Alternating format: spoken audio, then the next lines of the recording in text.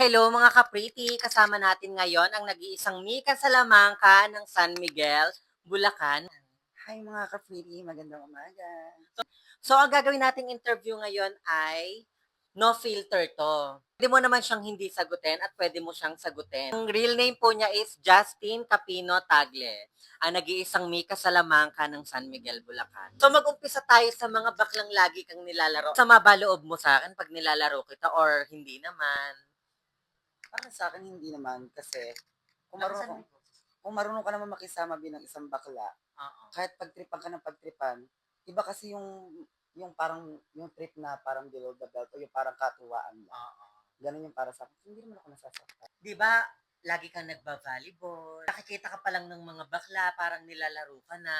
Hindi ka ba naaasar sa mga gano'n? Sometimes naaasar din naman kasi Oh, katulad nung ano, hindi ko na i-mention yung isang bakla na lagi nagagalit sa akin na ang tanga-tanga mo naman, ang bopis mo naman, ito, ganito. Ang lagi mo sinasabi sa kanya, less talk, less mistake. bakit naman lagi kang sinasabihan ng gano'n? Kasi nga daw, hindi daw ako masyadong power mag-volleyball.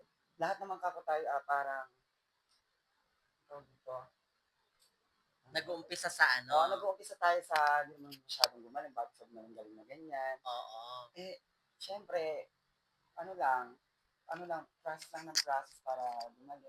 Oo. Pero ngayon marami na nakakapansin sa'yo na parang nagiging fresh ka, hindi ka na katulad dati. Kasi 'di ba dati parang ang sinasabi sa'yo ng mga bakla is sobrang dirty mo, ang dugyot mo daw. Anong mga ano mo ngayon, bakit parang gusto mo ng mag-ano, mag-glow up? Bakit? Siyempre, hindi rin naman maiiwasan yung ganyan panlalait sa ano. Ngayon, marami naman nagpapasalamat naman din ako sa tumulong sa akin ngayon, especially ikaw na din, tsaka si Mami Jello Cruz, Mm. na kundi dahil sa ganito, wala nang baklang naaalipos ka sa akin. Oo. Ang dami ng baklang, Nababago na. oo, unti-unti nababago. Ang dami ng baklang pumupuri sa akin. Ang fresh mo naman. Ang Mm. ganda-ganda ng bakla, hindi na siya mukhang dugyot. Oo. Ngayon, ayun, nagpapasalamat ako sa para sa inyong dalawa. Ayan, nagpapa-fresh ka na. Siyempre hindi pa rin maiiwasan na meron pa din na nambabarda sa'yo. Anong mga kinukuda mo? Ay, ako wala. Deadma lang. Dedma ka na lang. Ginagawa ko lang motivation yung mga panlalait mo sa akin before. Ayan, maganda yan. Ginagawa niyang motivation yung mga panlalait. Pero 'di ba, even before ganito naman talaga tayo, Yes. 'di eto usapan lang naman, it's okay naman tayo. 'Di ba, umorder ka sa akin ng pabango, ang tagal mong bayaran, gano'n ka nga daw dati. Okay lang naman sa akin eh. Tapos ang naasar ako do'n, binenta mo ta's pinansugal mo daw. Ay, Yun yung sinabi sa akin kaya ako naasar nun, totoo ba yun? ay hindi po. Magsusugal ako pero yung sa mga ganun pang sariling personal ko na tulad ng ganyan hygiene na yan. Hindi. So, hindi pala totoo na ibinenta mo yung pabango? Hindi Oh, po. hindi daw pala totoo yun. Nagalit ako sa kanya nun eh. Pero nung time kasi na yun na dapat babayaran ka, yan yung time na nasa ibang bansa ka. Ah, That time wala din akong phone. Wala na may pambayad oo. pero hindi kayang ipadala doon kasi nga nasa ibang bansa. Pero uso na Gcash. Mm, Yun ang hindi ko naisip uso Gcash. oo. Sana ituloy-tuloy mo na yung mga Yes. ano mo na yan kasi may tip lang din ako sa'yo, yung napapansin namin. Na dapat, dahil nagpapa-fresh ka na, baguhin mo na din yung mga asal mo dati na parang makita mo lang yung tao, barda ka na agad, makita mo lang yung ganito. Dapat, kung gusto mong maging babaihan talaga, na ano, i-aano natin yung sarili natin, maging fine tayo, ganyan. Siyempre, kapag may times na biruan-biruan, pero kapag may times na parang seryoso yung usapan, huwag kang na babardahin mo. Pag sa usapang seryoso naman, seryoso na rin. Oo.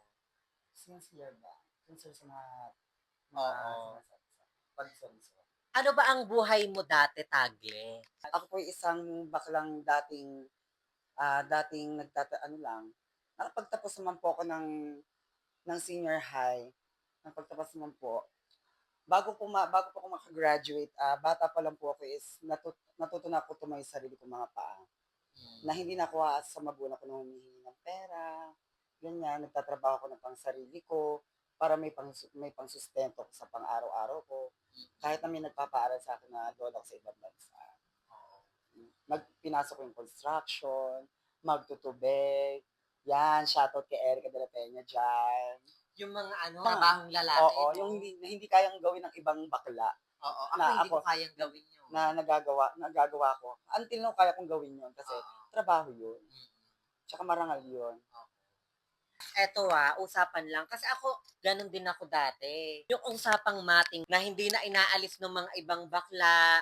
May mga bakla na kapag nakikita ka na nagiging okay ka, nagbabago ka, ano yung masasabi mo na sa mga iba na parang ibinabalik nila yung dati mong ginagawa? Anong masasabi mo dun sa ganun? Ay, sa akin naman, kahit papaano nasasaktan naman din kasi ganun yung balita nila sa akin, ganun yung ina-approach nila. Tas na, ikaw di kita kilala. Ay, magkaibigan tayo, tas yung iba kong kaibigan na ngayon ko lang nakilala. Hindi may kapagkakatiwala, hindi pa ganyan. Ikaw yung magtitiwala sa bakla ganyan yan. Sabi ko, ang sinasabi ko, nasa sa kanila na yon. Kung magtitiwala ba sila sa akin or hindi. Like nung sinabi ko kay Mami Jello na bago niya ako gawing anak-anak ko, dati akong ganito, dati akong ganyan. Ngayon, Oo. kung mag stay ka pa para maging anak-anak ako, gogo ako. At least nalaman mo, naging aware ka na ganun ako before. Tsaka naging honest ka sa Oo, kanya. naging honest ako. Hindi ako yung sinungaling na tao. Ako yung si Baklang Tagle na mabait. Pero yung dati kong gawain is ganun nga. Hindi na kasi napakabata ko pa noon. Oo. Sobrang bata ko pa noon. Ngayon, sabi nga, be matured enough. True. Naalala ko din yung sinabi ni Mami Patricia. Shout out sa'yo, Mami Patricia Punsalan. Sinabi niya, lahat ng bakla magnanakaw, lahat ng bakla mga agaw. Pero, lahat naman din ng bakla ay nagbabago. Mapapayo ko lang sa'yo, tuloy-tuloy mo yan. Kung maaari, magbago na din yung mga asal na barda-barda. Siyempre, nagbabago na yung tao. Hindi sa lahat ng oras is pwede niyong biruin yung taong to. So, anong message mo sa mga kaibigan mo, una tsaka sa family mo, tsaka sa susunod yung bash? Yan, shoutout sa family ko dyan, sa Barangay Tibagan. Nagpapasalamat ako sa inyo dahil kundi dahil sa inyo, walang baklang ganito. Yan, tsaka sa mga kaibigan ko dyan, out there, yung mga plastic dyan, go lang, push nyo. Sa mga true friends ko dyan, I love you all. At sa mga bashers ko dyan, go lang ang paninira. Habang ako'y nandito, unti-unti ako gumagawa. Baka pinag-uusapan ng mga tao sa sa likod mo. The fact is nasa likod mo lang kasi sila. At ikaw yung nasa harapan. 'Yon. At dito po nagtatapos ang usapang no filter doon sa far. Bye!